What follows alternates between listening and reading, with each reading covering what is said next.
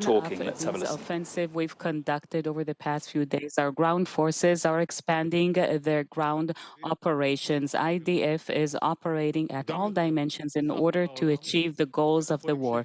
Earlier, we've exposed to the world the Shifa hospital. We've exposed the underground sphere and how this hospital was converted into using terrorist activities. Cynical usage of the Hamas. We've exposed this to the world and we will continue to do so. We will continue to attack in Gaza and its surroundings, and we keep calling upon the people living in Gaza and its environs that south from there they have better conditions. Now in the north there was some attacks from that area into Misgavam. We've exchanged fire back and there weren't any casualties from our forces. We continue with our effort to identify and intercept terrorist cells all the time. Since the beginning of the war, the IDF has caught and eradicated many shooting cells from across the border. Anybody who will risk us will pay with their lives. We are on high alert along the north border and we're constantly conducting a situation estimate. We follow up on regional developments. This morning, the Air Force forces identified a certain threat along the Red Sea. Israel will cooperate with Egypt and the U.S. and will increase its defense from threats around the Red Sea. We are prepared on the defensive in all areas and we make sure that we maintain Israel's security interests.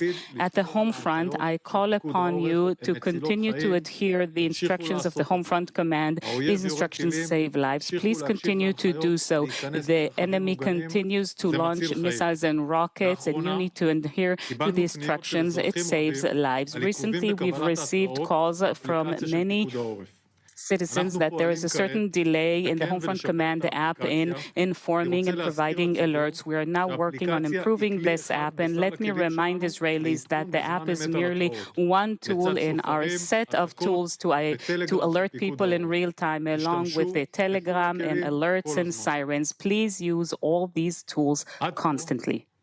So far, we've informed the families of 310 IDF fatalities and 229 hostages. At this point in time, at this hour, our hearts are with the hostages and the abducted, and even more so on this Shabbat evening. And we are committed to this national mission to bring back all the hostages.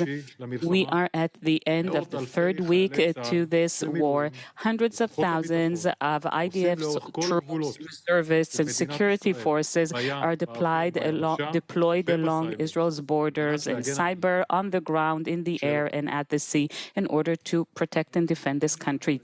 Any questions? I'm from Kan News. We see more rockets targeting Israel.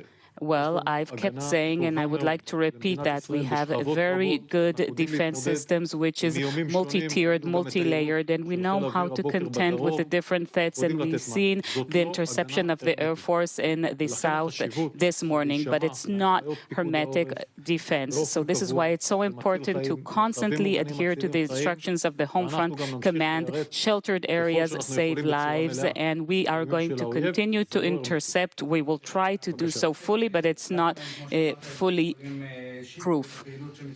And as for what you said about the Shifa hospital in Gaza and the activities beneath it, does it mean that the IDF will attack there? And is it true that in recent hours Israel has agreed to a certain ceasefire in exchange for the release of hostages? Let me tell you something about the Shifa hospital. We keep bringing information. We will bring more information, and we will show the videos from the interrogations of the POWs along with information from the ISA. We will bring more and more information regarding the exploitation of civilian infrastructure and facilities, humanitarian facilities, including the Shifa hospital, and the cynic exploitation of the Hamas, which is using their own people as human shields in order to conduct terrorist activities. We are raising a red flag here. We will not be able to allow to conduct terrorist activities against Israel from hospitals, and together with the world we'll have to somehow deal with this red flag. This is something that the State of Israel cannot allow. As for your question about the rumors that we keep hearing about some kind of a deal, let me answer you the following. In this context, I recommend that you do not pay attention to rumors, because this is a process of psychological terrorism, and the Hamas is cynically using and exploiting Israeli sentiments, and any credible piece of information, whether it's operational, civil, or intel, any piece of relevant information, if it is vetted and verified, we will first give it to the families and only then to deliver it to the general population. Until then, we will not succumb to the psychological terrorism and manipulations of Hamas. Another question, please, last one. We've seen that some of the towns and cities that were defined as green by the Homefront Command, there were some missiles and rockets hit, and the Minister of Education said that they will open schools only in the green areas. Have these instructions changed? Look, we are conducting a routine in the shadow of warfare and combat, and we need to do so with immense responsibility in collaboration with mayors, for example, the mayor of Tel Aviv, as well as the mayor of Beersheba and Ashkelon. It's a very big city, and we're going to continue to conduct a situation estimate. Wherever we can allow education and routine, we'll have to do so.